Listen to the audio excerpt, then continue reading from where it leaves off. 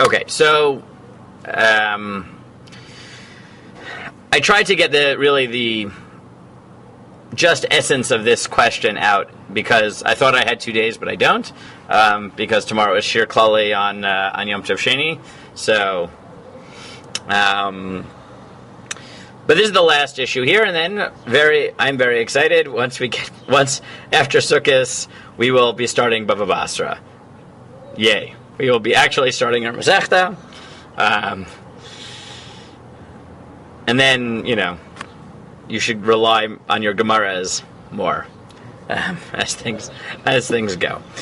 Okay, but one last little question that we had left, and there are other things in this, but in all these related sugyot of shofar and lulav, so Rabbi Yochanan ben Zakkai, if you remember, introduced the takana that you don't blow the shofar on Shabbos or take the lulav in general, except in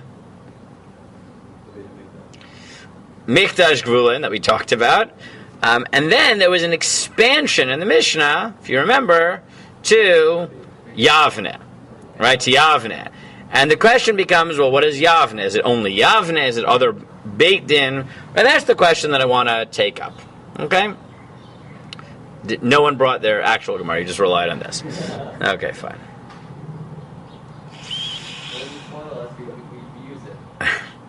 Right. And we already saw that in the Mishnah there's two positions, right? That there's the position of Rabbi Eliezer who said that the expansion to Beit Din is exclusively Yavne, and the Amru Lo, those who spoke to Eliezer and said, no, the expansion is to any place where there is a Beit Din. So what I want to do is try to define these categories. What exactly changes with this Beit Din? What are we talking about with the Beit Din? And at the end, because I wanted just to give you a taste of how this played out.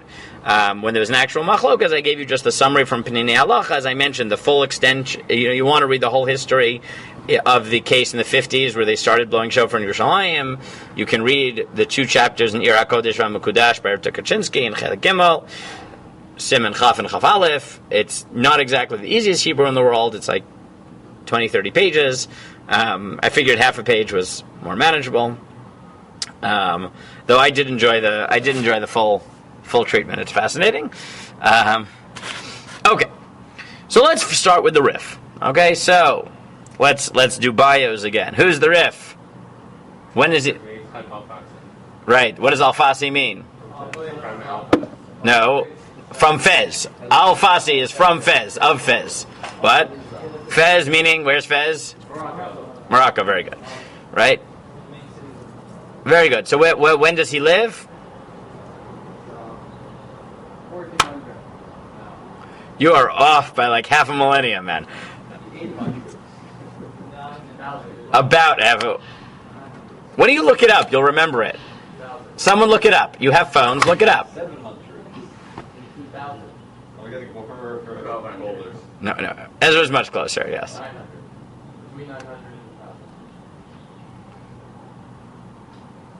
I will wait for you, yes.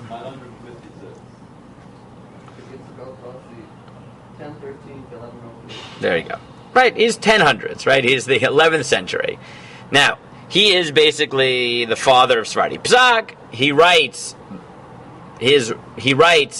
a basically halachic summary of Shas, right? And he's like the father of the early Sephardi poskim, okay? In Muslim territories, right? Meaning later on you have quote-unquote Sephardi who are in Christian Spain who are much more influenced by Ashkenazim, right? Like the Ramban and people like that who are in Christian Spain. But in the Muslim lens, there's a different sort of flavor to Psak. So that starts with the Rif. The Rif's main student is... You are off by hundreds of years there.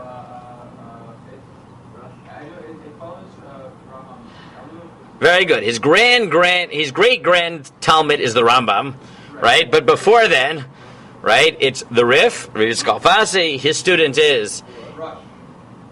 You are not even in the... Rush is Ashkenazi, so no.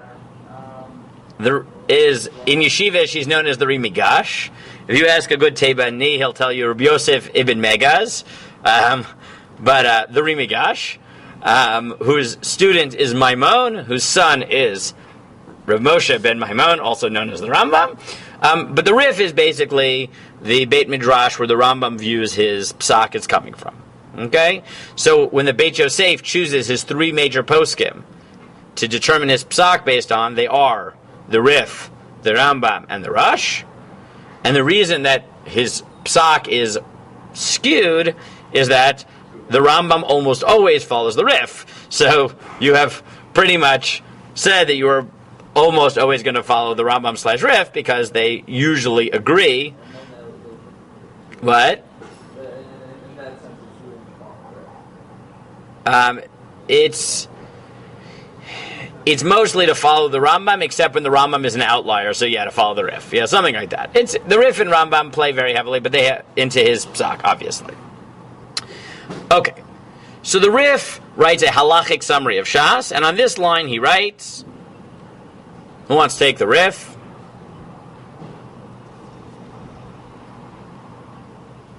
Yeah, go, Yuri.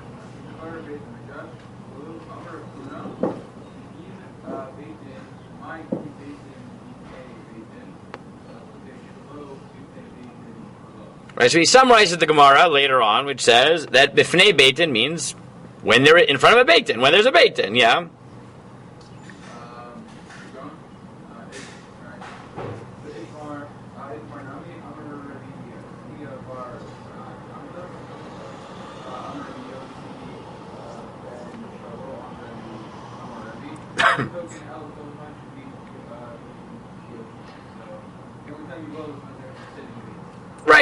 Right, so he says there's a sitting Beitin. Now, maybe I'm just not a sensitive enough reader of the Rif.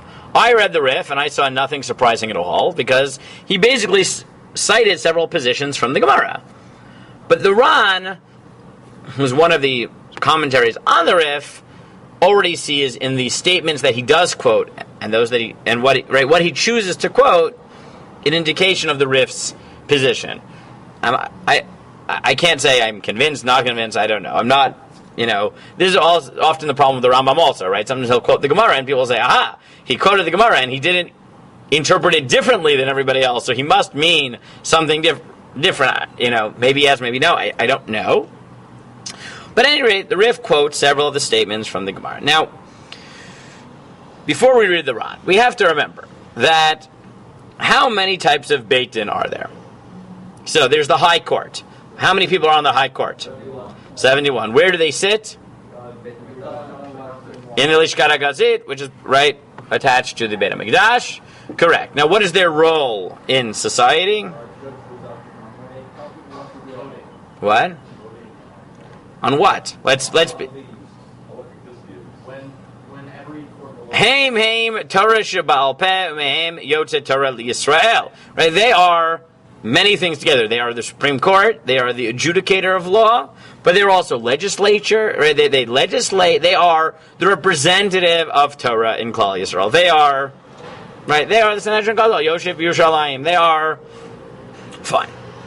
That's the High Court, right? They are the final court of appeals, right? The Supreme Court, right? And they do some legislation, right? Decreeing, etc. Okay. Then the next level court are the courts of 23. Good. The courts of 23 can judge what types of cases, what's unique about them. Right. Capital cases, Dinei Nefashot. Then there are courts of 3. Right? The smallest type of court we have, court of 3. There is another fundamental distinction between different types of courts, and that is the qualifications of the people who sit on the court. A classic Beit Din. The Dayan needs to have what? Needs to possess what qualification? What? Smicha. Good. What is smicha? Very good. It is granted authority in a direct, unbroken chain from Moshe Rabbeinu. Right, that is what it is. And what does smicha grant someone the authority to do? What types of cases require musmachim? What? What types of cases require it? Yeah, that's only the Beis Din Agadol. Fine, great. What other things? Any DNA kanas or any punishment, right, can only be judged by a Beit Din of musmachim. Right? Now, courts of non-musmachim, which is what we have, can judge, as the Gemara says, only dinei mamona, only monetary cases, and only those monetary cases that are common, right? They don't have, and they don't have elements of kanas, of fines. I mean, they just have monetary loss, and that functions based on the principle that the Gemara introduces, known as shlichutayu, that the later Batei Din without smicha are the messengers of the courts with smicha. That's very good. There are at least 4 shitot and rishonim on how to understand how that works. What?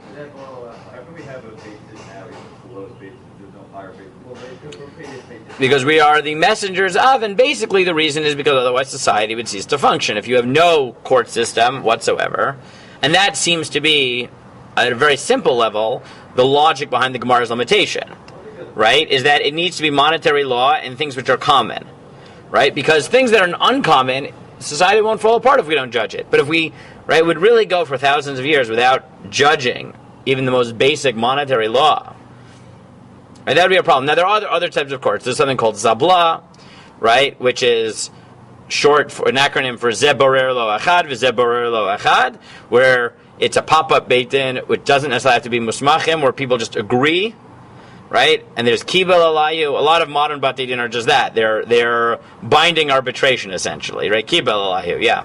I know there is in the that you are, there's like an obligation when possible to get like between 2 Jews to be judged by a Jewish court as opposed to a secular one. Yes. Does that apply nowadays? Like if you're in like.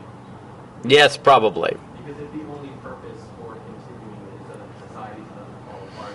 Yes, probably. Yes, there is a prohibition which is outlined several places in Shas of lifneihem v'lo lifnei hediotot, v'lo lifnei hediotot, lifneihem v'lo lifnei akum, that you're supposed to adjudicate law in Jewish courts according to Jewish law, or even at least in Jewish courts, and not in secular courts. Yes, there are limitations on that, which is. I mean, there are many limitations on that, but yes, fundamentally that is called. It's known as the Isur Erkaot, right? The prohibition of taking your case to non-Jewish courts.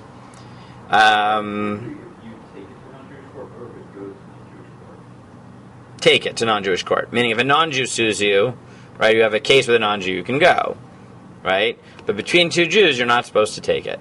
Now, there are exceptions. You can get what's called a heter, where you go to Beit Din because the other Jew is refusing to go to Beit Din, or you have some other reason why you think you can't judge it in Beit Din. And then you get what's called a heter.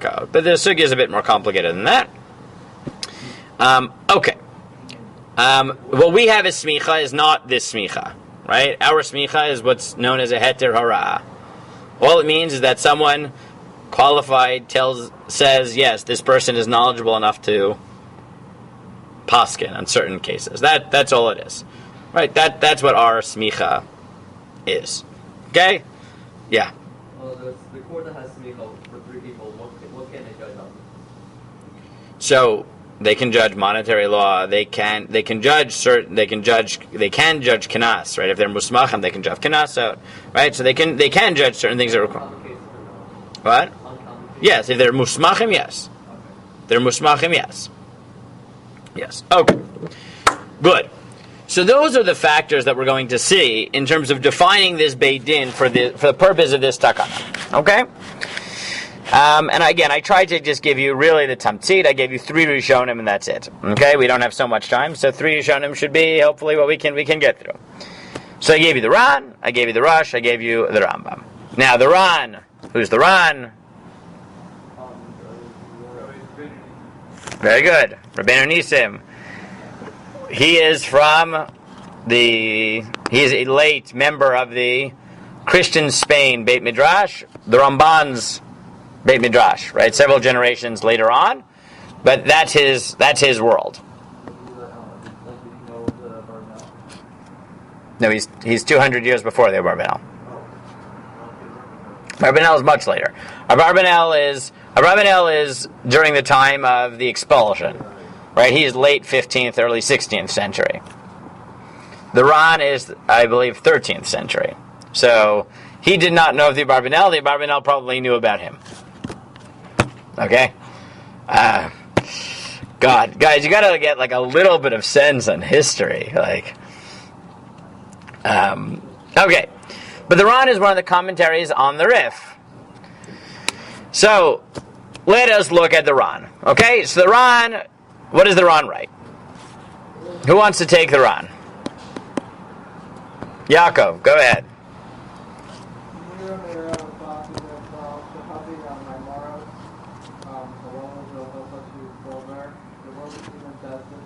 Okay, so what diuk does the Ran make?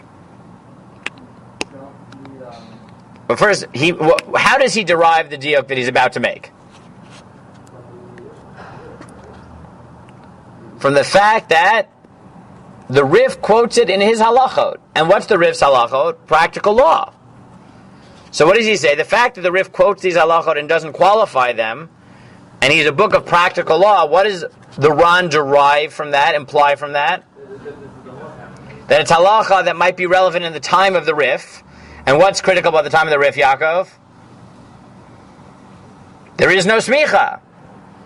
And therefore, the Rif nevertheless quotes these halachot. The Ran is assuming that the Rif believes that these halachot are relevant even when you don't have a bezdin with smicha.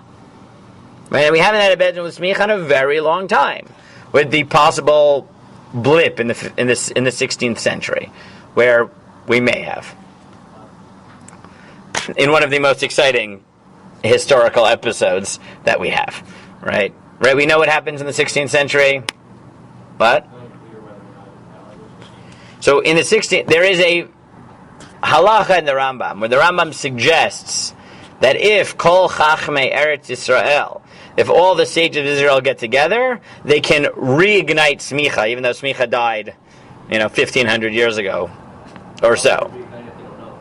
So they can, the power of all the Chachmei Eretz Yisrael getting together is that they can actually recreate smicha. So there was a massive what? God will put the knowledge on them, or it's not the knowledge that the authority that it grants. It's considered, right, that same authority as if from Moshe Rabbeinu, right? And so the proponent behind the bringing back of smicha, his name was Rav Yaakov Beirav, the Mari Beirav. And who did he grant smicha to? Rami, who did he grant smicha to? So I'll give you a hint, right? You're talking 16th century in Tzvat. Who is the hero of 16th century Tzvat? If you had to give smicha to one person, who would you give it to? What? Yeah, thank you. Very good. Very good. Rav Yosef Karo, very good. There are some other people, but yes, Rav Yosef Karo.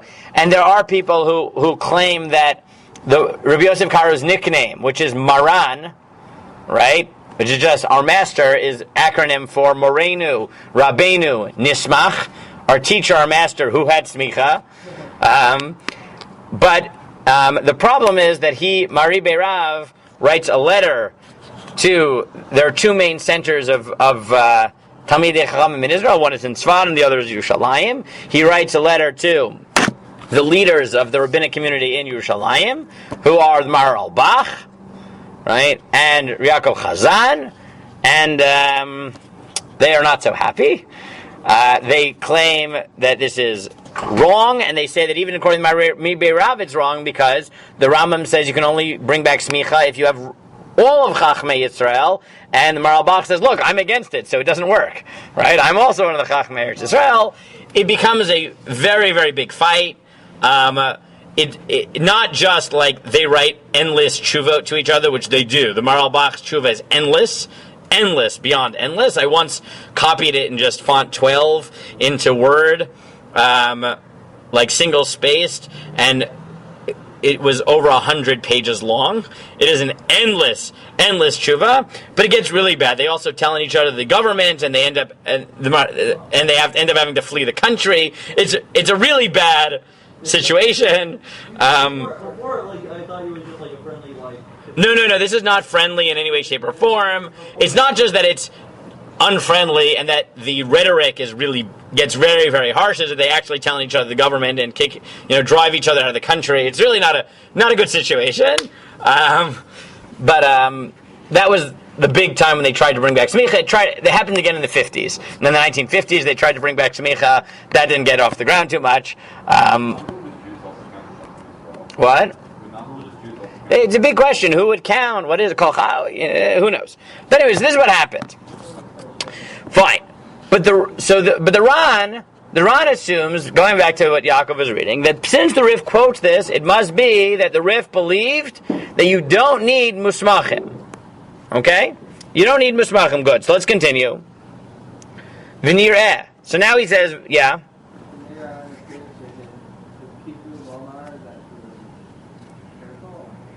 Right, Sheskiku no lomar kain. What forced him to say this?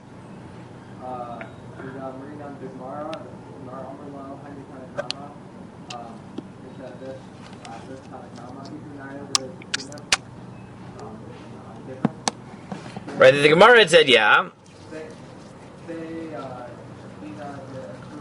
The Akrai. Right, the Gemara had said, what's the difference between the position that says Bifnei Beitin and Bizman Beitin Yoshvin? Is the difference of whether, right, you need to have a Beitin or there has to be a Beitin, right? Meaning, is it there happens to be a Beitin or there is a set Beitin that is Yoshev, right? So the Gemara seems to be entertaining the possibility that both are legitimate possibilities. Right, so then the Ran says, "V'achi perusho," yeah. So how does the Rif interpret that machloket?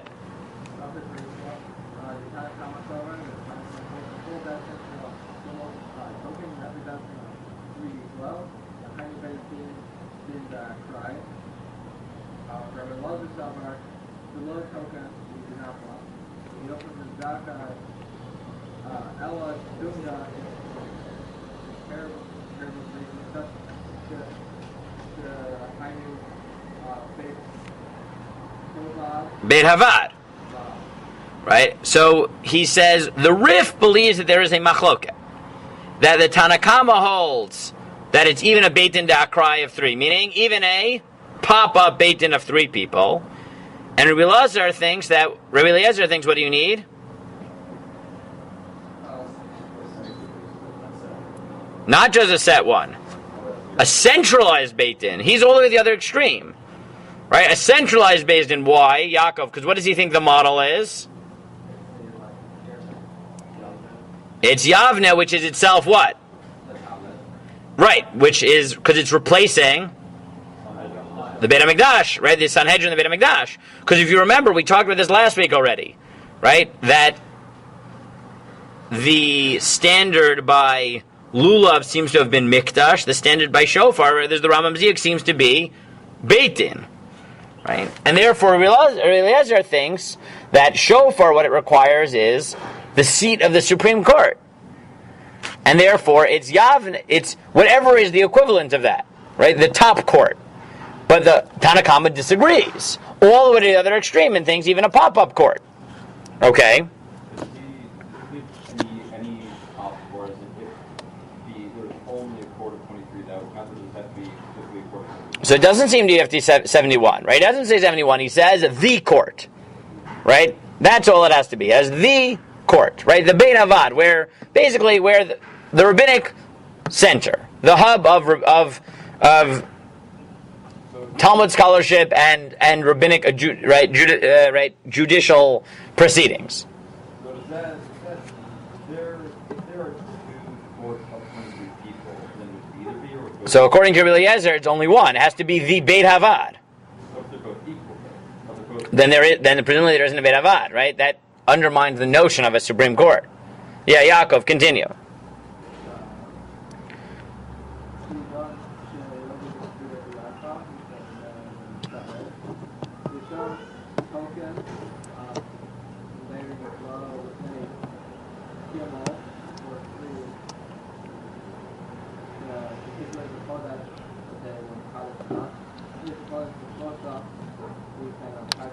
Right, so he has Rabbi Eliezer, right, he quotes as saying that you can, as long as you're in the place where there's a central Beit Din, then you only need 3.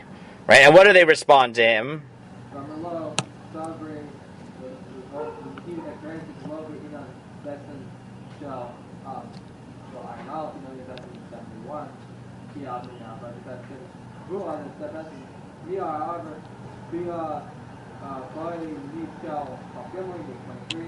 Right, so what does he say? Right, there are 3 positions here. Right, position 1 is you need even 3, the lowest court. Position 2 is 23. Right, meaning you need a higher court, but not the court. And what's the third position? You need the Supreme Court, right?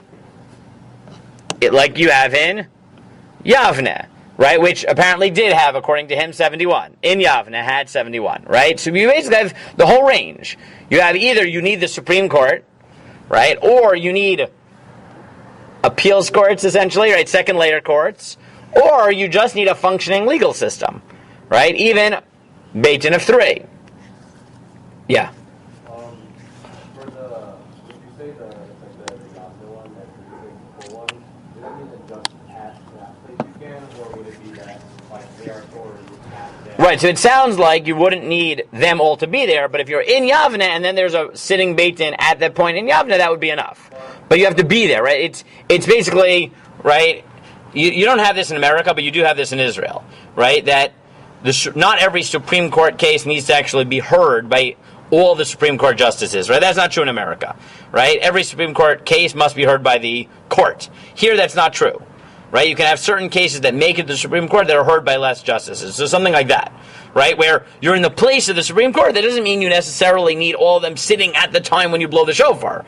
But you need to be partaking of the authority of the centralized, right, Beit Din. I know there's something like that, so it's coming from court where authority to do the like stems from the central. Yes, that's true. So That's true of, yes. similarly, if there was one like Yavne, would you say that You even so there is no din nefashot. All right, I should have made this point, right? You can't have any din nefashot anywhere in the country unless there's a Beit Din sitting in Yerushalayim, Bilishkat HaGazet.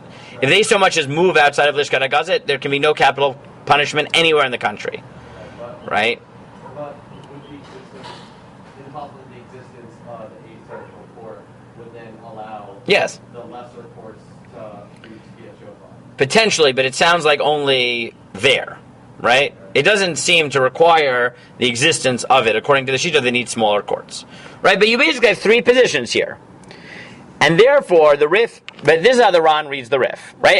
And you can hear all 3 conceptualizations, meaning what essentially, right? Let's just tease it out, right? What are the 3 positions, right? What is it, what do you, right? The position who says you need the Beit Din HaGadol, you need the equivalent of Yavne, what is that saying? Meaning, right, he's saying it's not that you, right, this is a unique halacha in the Supreme Court, right? This is something you do where there's the Supreme Court, that's it, right? And whatever that is, when that's Yerushalayim, it's Yerushalayim, when it's Yavne, it's Yavne, right? But this is a halacha that's unique to that. All the way to the other extreme, it's saying, look, this is not about, essentially the first sheet of things, you do this in the capital, right? What we're saying is whatever the capital is, whatever the seat of, right, the courts, there you have a symbolic shofar blowing. Right, that's what it is, right? Basically, we forbade it, but we keep it in the capital. All the way to the other extreme, it's saying, look, we basically didn't get rid of it at all, right? It's just that we need some supervision. So, as long as there's a functioning court, that's enough. Right? The sheet of 23 is somewhere in between. It's saying, look, it's not just that we need supervision. Right, this is how I would conceptualize it, right? The one who says you need a Beit Din of 3, I would say, look, wherever you have any sort of supervision, right, any sort of functioning government, it's just that we took shofar away from the private sphere and we moved it into the official sphere. So as long as you have a representative of the court system, that's enough. Right? The Sanhedrin HaGadol says, no, this is a formal court proceeding, essentially. This is a government, right? We've taken shofar away from the individuals. We've made it an official government thing. So you do it in the capital. 23 is somewhere in between. It's saying, look, we do need a representation of the government, right? So any court of three, that's not enough, right? That's like, but you need, right? Think about how the appeals courts work in America, right? They function at a broader level, right? They're not local, right? Even though they're local, they're not local, right? They represent the federal government essentially in the local region. Right? Yeah, that's how they function, right? They're a circuit, right? They're the Second Circuit. They represent, right? New York, New Jersey, Connecticut, whatever they represent, right? That's the Second Circuit for most of you, right? Are represented by the second. Not you. You're not represented by the Second Circuit. I have no idea what circuit you're represented by. What circuit are you represented by? I have no idea. Okay. I know the one in Manhattan is the Second Circuit. Have you ever gone? Have you ever gone? It's fascinating. Probably can't go there with coronavirus times, but it's a fascinating court to sit on. It's really, constitutional law is very different than what you see in the, unlike Law and Order or something, right? It's very lumdish. I once went and sat in cases. It was fascinating. Yeah. What is the basis for difference in opinion between any court of appeal or court of appeal that has So there, I think you could go in different ways, right? I'll throw it out there. I would say perhaps it's the following. If you think that they need smicha, then what you think is that you really need a representative of the central government, right? Having smicha means that you, as a person, are qualified to sit on the high court. You happen not to sit on the high court, but you have the fundamental qualifications. So you could say that essentially, if you think you need three, but they need to have smicha, what you're saying is that we need representation of the government. It can be minimal, but it needs to be someone who can be a representative of the government. Why then even say they have to have a faith of three and not just one person by state? Because I guess that's the smallest, right, unit that counts for anything. If you say you don't need smicha, then I think you have to go the opposite direction and say it's not about representation of the government, it's about supervision, or something like that. Because a Beis Din without smicha, unless you take shlichutayu very seriously and say they're a representative of the right? I would say it's more about supervision. It's more about there being a functioning society. It's more about taking it away from the private sphere and putting it in the public sphere. That's all you need to do, right? It's not that it needs to be official. It needs to be not private, right?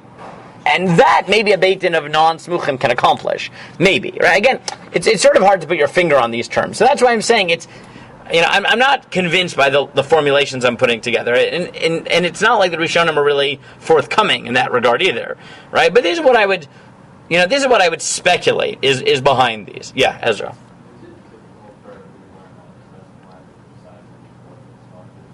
Is it what?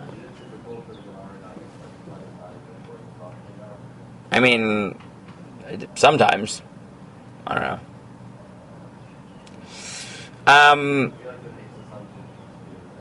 The Gemara itself has different positions, right? And the Rif is saying the Ran's saying the Rif is quoting all these to tell you that there was this range of opinions, and we adopt the most lenient standard, that basically it's a Beit Din even non of smuchim. And again, the way I would understand that is either he has a very low standard of what represents the government, or he thinks that no, the point is that it has to be public and not private, right? That's the point, right? And there's a logic to that, right? Meaning, in a modern terms, you could say that a little bit differently, which is, you can do it in shul, you just can't do it at home, right? Right? It's the way that many shuls who have been davening the street have not said Magen Avot for 6 months, right? It's a very low standard. You just have to be a set shul, right? That's about all you need, right? Yeah. How is this argument even happening? Weren't they doing this at the time? Good, very good. So, Yonatan is saying, how are they arguing about this? Didn't they have a lived practice? And guess what? The answer is yes, because the Rif blew shofar in his town.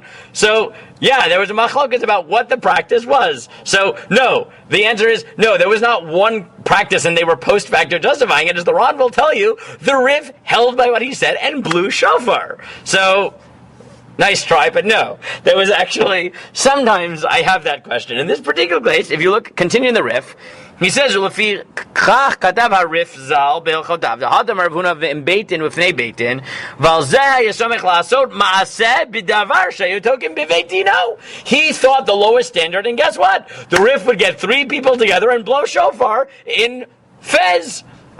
Yes, that's what he did. Very good. 1 second. And he says, but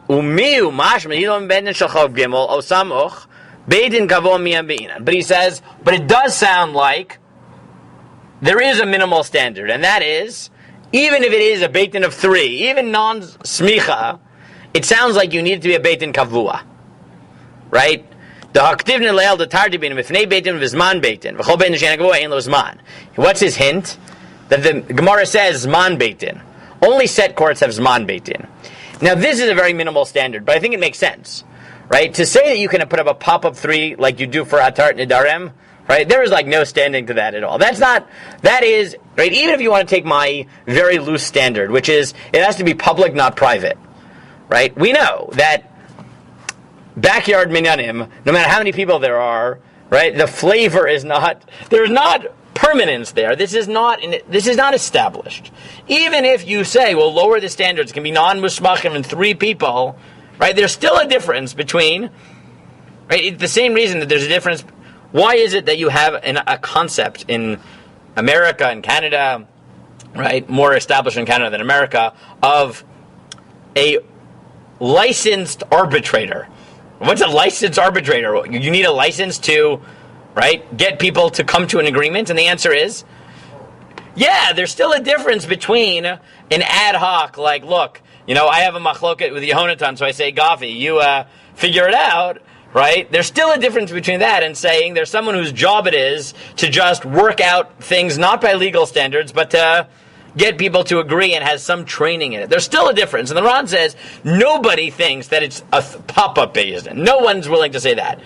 Even if you think it's 3 and non-mushmachim, it has to be a beit din that has a certain level of permanence to it, that meets at certain times, right, on certain days, right?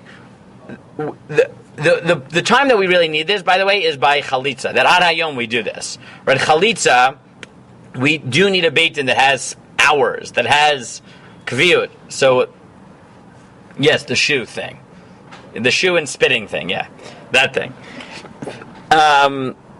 Okay, so this is, yeah. Wouldn't they have a living tradition? So say, from when baby bishop That's a question about a lot of things in Judaism. Yeah. You would think, but apparently the answer is no. The Rif lives in North Africa. The Balei Tozot live in France. They went through crusades and, invasions of the Almohads and all types of wonderful things. People forget things. I don't know.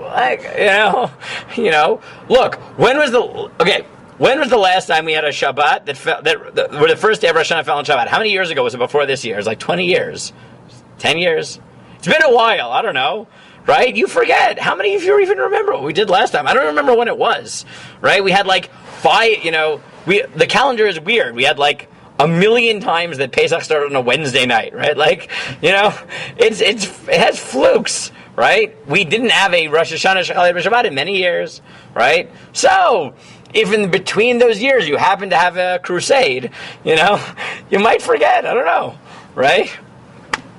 I don't know. It's a good question, but I don't have an answer, right? Okay. So the Ran's conclusion, according to the Rif, therefore, is how do we pasken? Right? The Ran thinks, according to the Rif, that there were 3 positions: centralized authority of 71, Yavne Yerushalayim, its equivalent, 23, which is basically higher level representation, or a beis din of 3, even without smicha, but it has to be a set court, right? There has to be the feeling that this is public, that this is not ad hoc, right? And the Rif, as understood by the Ran, paskins like the most lenient, and says, by the way, the Rif actually did this in practice. Okay? Then he notes, Aval HaRambam Zal, Katav b'Perek Bet Melchot Shofar b'Zman Hazeh, Shechar ben HaMikdash, Kol Makom sheyesh bo Beit Din Kavod, v'sheyeh Samuch b'Eretz Yisrael, Tokin bo b'Shabbat, v'chein dat haraz halevi. But he notes the Rambam does not agree with this super lenient standard. Okay? So let's look at what the Rambam actually says, okay? Look at number 4. Let's steep the Rambam since the Ran brought it up for a minute, okay? So what's the standard of the Rambam? When they said that you can't blow the shofar, they only made the decree in a place where there is no Beit Din. Now, maybe this is my diuk, but I think there's merit to it. You can tell me whether you think. Again, I'm not sagur on this whole sugya, but I figured we had to at least look at it. There's two ways you could have looked at this exception of Beit Din, right? One is we forbid it everywhere, and then we tell you you're allowed, but there's a special rule you can blow where there is a Beit Din. The other way of looking at this is that fundamentally it should be permitted, but we forbade it and left the heter in place where there's a Beit Din.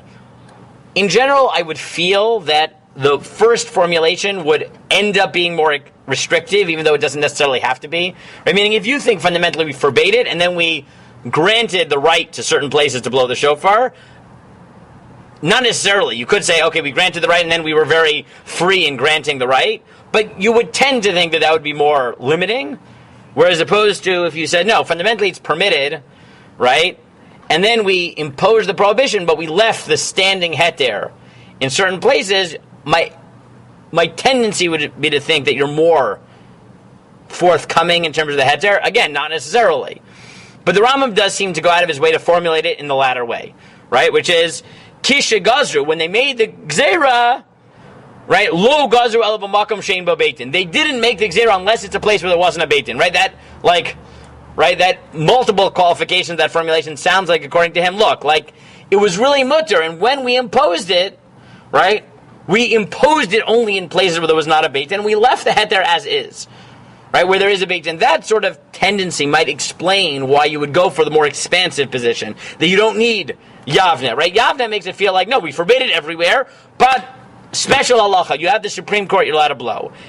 Right? If you say, no, when we forbade it, we only forbade it if you didn't have a Beit Din, that's like saying, we don't want chaos.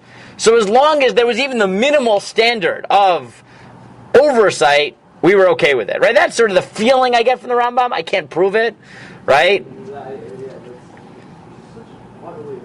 But that's my feeling from his formulation. Yes, Ezra. I have a more general question. Yeah. I believe I remember earlier you were saying that, like some people, like I think it was like there was the big distinction between the reason why the Mark specifically said caring to learn how to blow. Yeah. To actually blow, because it might be allowed if you're doing to actually blow, right? But how would if that was the case? How that doesn't extend to lulav? Like why? Because if you're like no one. So lulav does seem to be different. You're correct, right? And that's what we saw already in the Rambam.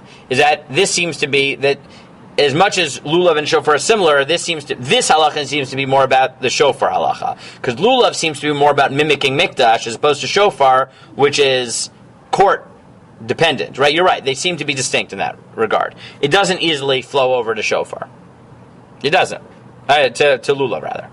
You're right. So, but like, why would if you are carrying the lulav in order to shake it? Still, that we don't have to make the takanot identical. We seem not to not have. That was our argument on before Yom Kippur, right? Was that we didn't, right? Is that lulav is modeled after mikdash. Correct. It needs less expertise. I don't know. Yeah. Look, they're different mitzvot. They require different standards. Yeah. Okay. So the Rambam writes, so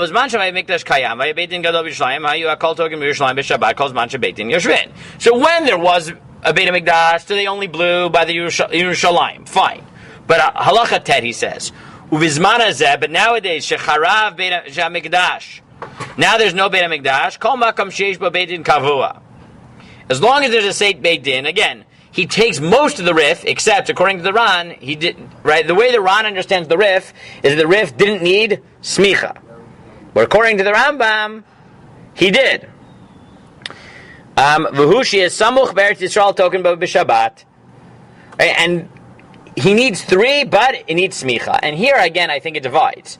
If you think it's about 3, even non-musmachim, it seems like it's just more of a public and not private. Once you say you need musmachim, you're saying it's only where there's a representation of the centralized government. You may not have a centralized government, but if the person here could be a member of the centralized government, right, so at least it's not just that it's private versus public, it's that it's official, or something like that, right? And so the way the Ran understands is the Rif requires 3, even not smicha. The Rambam thinks you need smicha. Now, some of the later Achronim argue that the reason the Rambam may be willing to have this higher standard is, as I mentioned before, the Rambam believes that even after the death of smicha, you can bring it back. Right? If you think smicha is never coming back, you're probably less likely to say you need smicha, because then what you're essentially saying is, that's it, it's over forever. If you believe that you can have smicha, so then you're more likely to demand it, because, you think it's possible. Who can or can't? I mean, before Mashiach, you mean? Like in the Mashiach, fine. Well, Eliyahu will figure it out or something. Everyone sort of believes that. But before Mashiach, the Rambam thinks you can bring it back. Not everyone was so convinced. It's not about magic. It's about... doesn't he believe that, certain... Yes. Yes. How that plays into Smicha, I don't know. The Rambam has a very limited view of how different the time of Mashiach will be. Correct. Yeah, well, I'm not. Okay.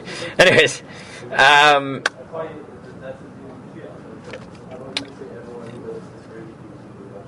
yeah. And then the Rambam adds a standard. Vein token b'Shabbat v'edin shekichu at achodesh Shabbat edin ein token b'hen aval bin sheitz muchen. And then he ups it one level up. It's not just they need smicha; they need to be a beit din that actually has been makadesh the chodesh. Right, that they have at some point declared the new moon.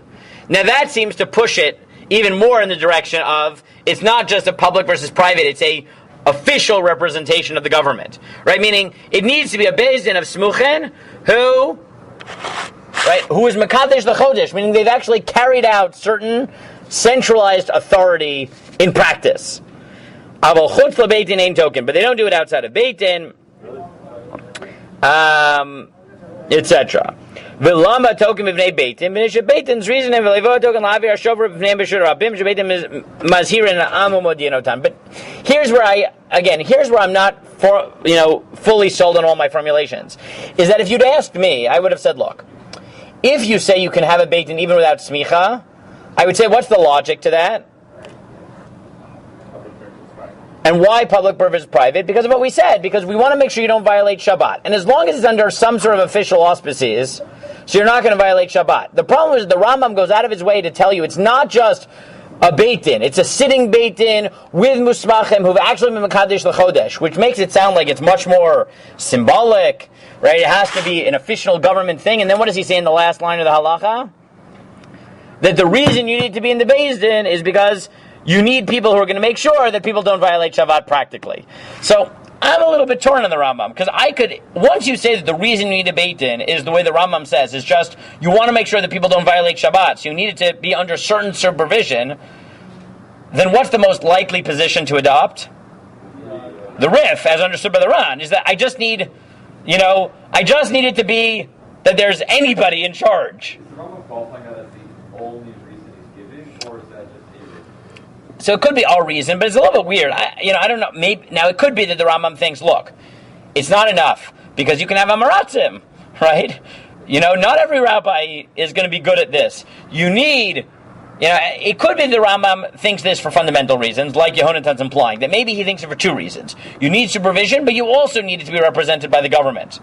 It could be that the Rambam just has a low opinion of your average religious functionary, which is, look.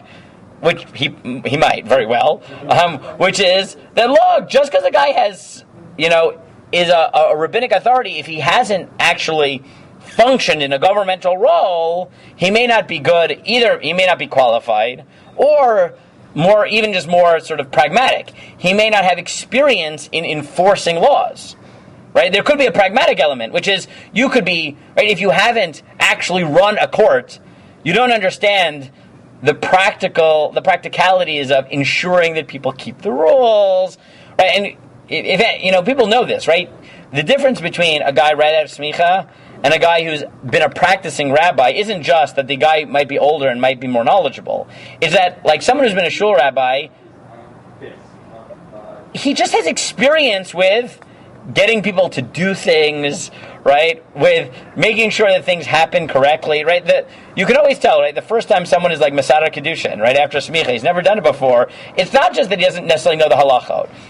he doesn't have the gravitas to deal with the photographer and make sure, like when Rai Willig gives rabbis advice on how to just, perform weddings, part of the advice has to be make sure that the photographer doesn't block the eidim, right? Put your foot down and make sure he knows who's in charge, right? Like, there's a certain, so it could just be that the Rambam practically thinks you need to be part of a functioning court to even have the wherewithal to make sure that people don't mess up. So maybe that's the Rambam's thing. Again, this is one of those sugiyot, I'm really not sagur on any of it. I'm outlining the position, I'm throwing out ideas, I can't say I'm sold on them. Yeah. But using that logic, then why does the Rambam say 23? He doesn't say 23, he says 3. Oh, okay. He says 3. Oh, he says 23. No, he says 3, but they have to have smicha and they have to have actually been mekadesh l'chodesh, right? Right, so again, it could be that the Rambam has multiple reasons. They need to be both practically able to do their job and represent the government, but it could also be that he just thinks that people, even in terms of practical supervision, there is a certain standard of an experience that comes from being part of the system that doesn't come from just happening to be a Beis Din. Yeah, Ezra. Is it possible that it's not just that, like, it's not just that it's the team, like the B team being a part of the experience, or do you think it's just that it's like the B team is like just like the channel for which it's done, like the current way we do things is just like whatever your shul rabbi tells you? Yeah, it could be that. Look, it could also be that the existence of the Beis Din solemnizes the experience, right? Enough that there's more control, right? It could be that, Maybe just that like a single, like having someone with sneaker in your account isn't like he has authority. Yeah, it could be that, right? It could be that it's not just enough to have authority in potential, he needs authority in practice. Or again, we can have, I will say it again, right? I'm not sold on these formulations. I think that clearly there is some sort of combination here of a concern for supervision and a recognition of the importance of formal representation, and somehow those are mixing in different ways in different shitot, but no one is forthcoming enough to explain it fully. So I'm sort of just spelling out my doubts here. I have the reasons within the Rambam that I believe, right? What I'm saying is that the Rambam seems to think that, look, we never really prohibited on Beit Din at all, so we have a low standard. It could just be the Rambam's minimum standard of anything that counts for supervision is, members of the justice system, right? And not just, rabbis or something like that. I don't know. Yeah, Ezra. Also, when the baby doesn't destroy this first the Yavneh, is it possible that it's not just that it's allowed to be like they did that because it was like possible now that the center was there? Or do you think that they thought like it was necessary because like they can't extend the Kippur to everywhere, so they have to be a place where So that's one of the big questions of what was going on in Yavneh. But there does seem there does seem to be a lot of attempt of Dafka creating a centralized authority to make sure that there is a continuation to the Judaism that existed pre-Mikdash. But that's a bigger story. But I think you're onto something. But it's a story for another time. Okay, let's quickly look at the Rush. The Rush writes that he notes that there is a third shita. There's Rashi. That Rashi writes, look at the end of the first line, Rashi Perish, Beit Din Shel Chav Gimel. So halacha, what do you get? Right? You get Rashi who thinks you need 23, the Rambam who thinks you need 3 smuchim, Kiddush HaChodesh, and the Rif understood by the Ran that you need 3, even not musmachim. Amru Laval Rabba Fasi Zal Shayu Tokeh B'Rashan Shchalia B'Shabbat. The Rif actually used to blow in his Beit Din. V'chein mashbel chotav shevi member derav Huna. V'im Beit Din ve'ein darka lavi ela davar nog b'zman hazeh. And his diuk is again that the Rif quotes a la'alacha. V'im afarish kol makam shevi Beit Din lav dafka Sanhedrin ela Beit Din muflag v'gadol b'doro. But now he qualifies it. He doesn't quite agree with the Rif, as understood by the Ran. The Ran thinks it's any Beit Din of 3. What does the Rush think the Rif means? A Beit Din of 3 if the Gadol Hador lives there. Right? So this seems to be a different attempt, which is that it's not a formal, right? Meaning, the way the Rush understands the Rif is that it's not formally you need a Beit Din with smicha, which is more the Rashi. Right? You need a Beit Din of 23. It's a formal part of the justice system. It's much more pragmatic. It's practically speaking, where does the centralized authority lie? Again, is that because he thinks that you need something which represents the government, and even informally, wherever the Gadol Hador is, that's enough? Or is it that he thinks that for supervision purposes, you need the Gadol Hador present? I don't know. Right? Again, the rush is not forthcoming, but he thinks that it needs to be where the Gadol Hador is. But he notes that the Rif may have done it, but by the time he got to his students didn't buy it. Right? His students didn't buy it. Yeah. What would that mean for him to be there? Does he have to be like... It's his Beis Din. Does he have to be like... I don't know. 50 feet, like... Probably it's his Beis Din, right?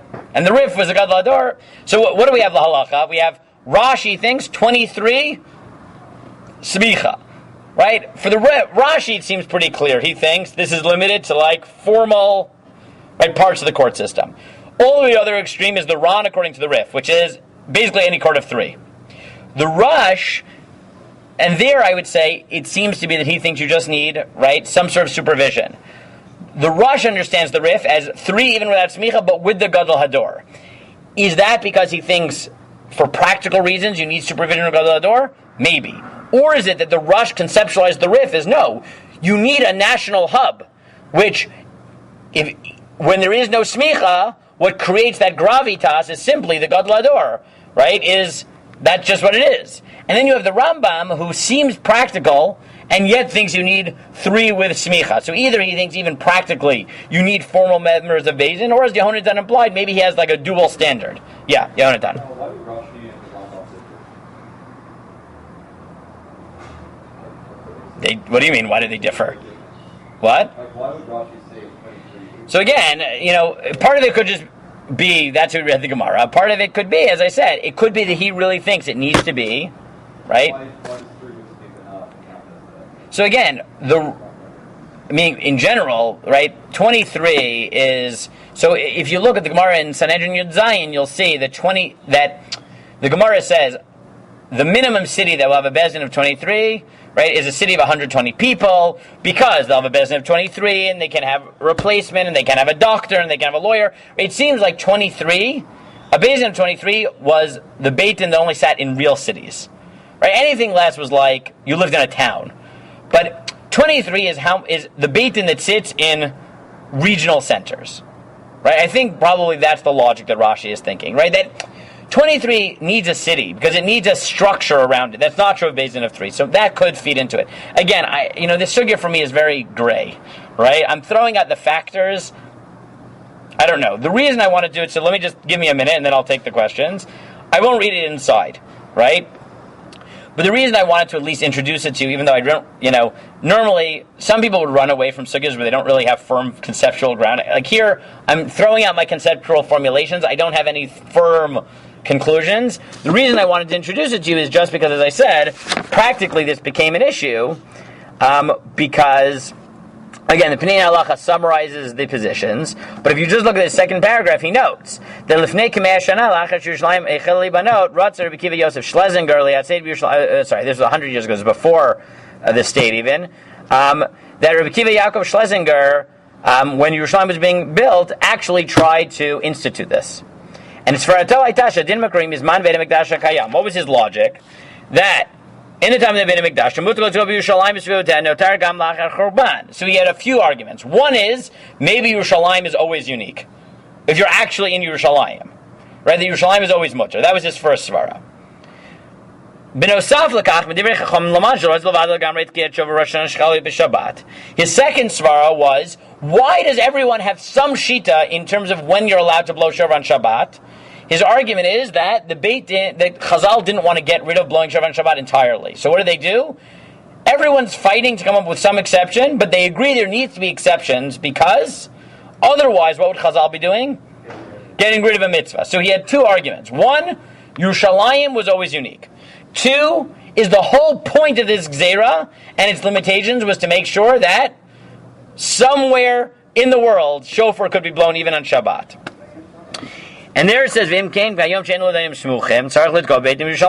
said, if that's the case, maybe that's the argument of the Rif, that you don't need smicha, right? Which is not, like I said, that you just need supervision. It's that you need a lower standard so that you will always be able to blow the shofar somewhere. That was his argument. Is that the reason to argue for a low standard is to make sure that it can happen. Therefore, he said, "B'nosaf l'kach." Third argument: whole mitzvah v'tkiyat shofar ma'atorah, v'tol tkiyat b'Shabbat b'dei chacham, and b'kol tzad shel savik yesh l'adav v'kiyum mitzvah Torah. Argument 3: blowing the shofar on Shabbat, midoraita, it's a mitzvah. Midorabanan, it might be usher. But therefore, he said, if what's at stake is a doraita mitzvah, you know that you'll get a mitzvah doraita if you blow the shofar. The only question is, are you violating a derabanan? So, savik derabanan l'kula. So if you can come up with any suffix, you should blow the shofar. What's his suffix? The Rif says if you have a basin, you're allowed to blow. Right? So therefore he said, he had more. If you look at the original article, you'll find he had 12 arguments. This is just 3 of them. And he blew the shofar. However, many people supported him, many people disagreed. And at this point, basically, everyone disagrees. And what was the main argument? Was that if you look at 3 lines at the bottom, one of the main arguments that was brought against him was that even if we paskin like the Rif, we don't paskin like the Rif according to the Ran, we paskin like the Rif according to the Rush. That it needs to be not just any bezin of 3, but the centralized one with the Gadol Ador, and that you don't have. Right? So he says, Kasher tama ikari l'kach shalachi rak sheveidin shedayanav smuchem v'beitin amerkazi shabador. Right? He said, according to the Rambam, you need smicha. According to the Rush, even according to the Rif, you need the Gadol Ador. Mutal Rosh Hashanah Shabbat, v'ray shekach nekol Gadol Ador she'izgor b'yishlam echad korban sh'ludag Rosh Hashanah Shabbat. And the proof, as Yehonadan said from before, is the assumption is people didn't do this, so you must be wrong. Right? Right? Because if you were right, why didn't rabbis in Yerushalayim always do this? Answer: lived tradition, it's wrong. Okay? But I wanted to at least introduce you to this sugya with all its weirdness and complexities. And again, for me, this sugya is a black box. I don't really have any firm formulations on it. But to show you that, despite the fact that maybe it's hard to put your finger down, there were poskim who actually lemaisa blew shofar in Yerushalayim not so long ago because there was this petach of the Rif.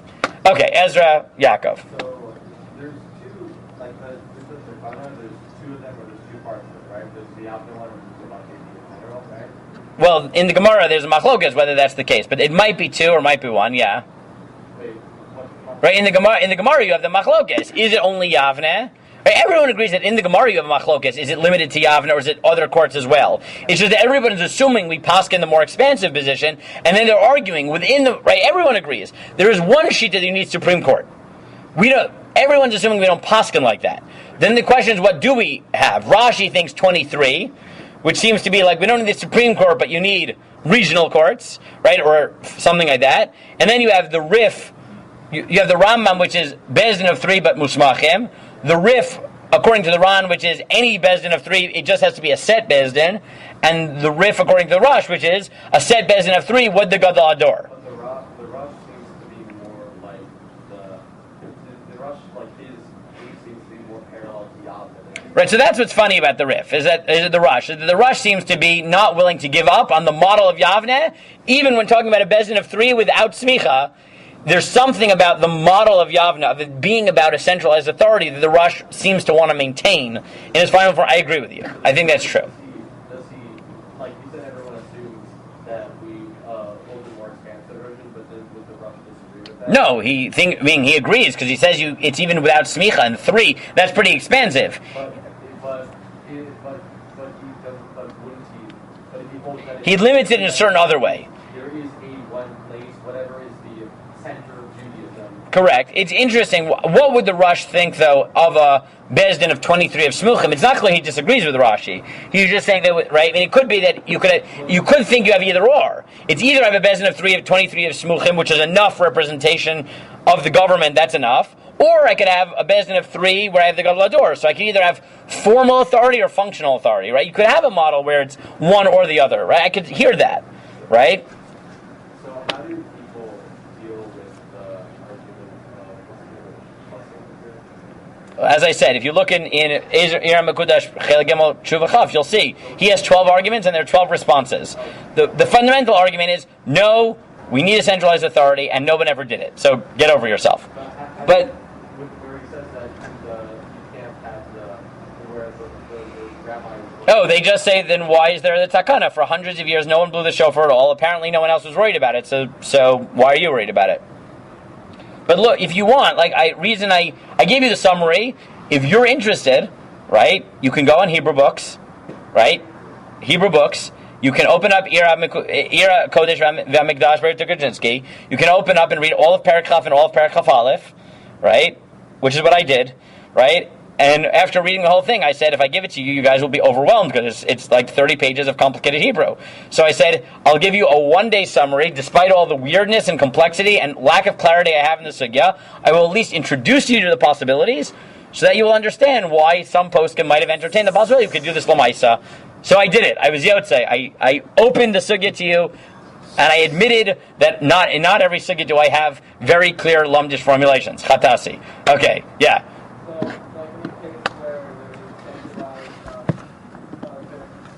We do have to finish because right, man's starting in 4 minutes. So yeah.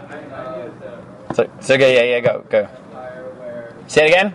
Like in this place where it's centralized Jewish presence, like in the Swiss Empire, like Chief Rabbi the final say, would that be kind of Potentially, right? I could hear, and this is what really that what you're doing is really what happened in the 50s. Was an attempt by Rav Maimon, who was the Sar Datot, to basically bring back smicha in the context of a state and an authority. Yeah, and then there was another attempt in 2008, right? What you're saying is the sentiment behind a lot of religious Zionist thinkers who in the last 70 years have said, okay, maybe not 100 years ago, but now that we have a state, we should be able to bring that type of thing back. You're 100% right. And that type of thinking, I think, makes a lot of, right? There's a logic to it. Whether we pass that way is a different story, but there's a logic to it. Okay, again, if you guys come up with firmer formulations, I'm happy to hear them. I've thrown out what I think the factors are here and what these formulations might be pointing to, but I wanted to at least introduce it to you to show you that, and I'll end on this, is that, we've been doing this sugya for a while in its various forms, but it's not just lumdus, right? Meaning as much as we've been doing all this lumdus on these sugyas, right? As much as 100 years ago, right, poskim were saying, okay, this is not just theoretical, it's lamaisa. Meaning, even what you think is just, theoretical lumdus, right? No, people are actually saying, well, if you're willing to put your money, your money where your mouth is, right, then it might be that you'll actually end up implementing this lamaisa.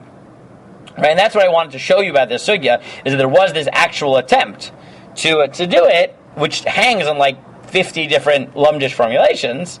Okay, we'll stop with that. We won't have normal shir again until after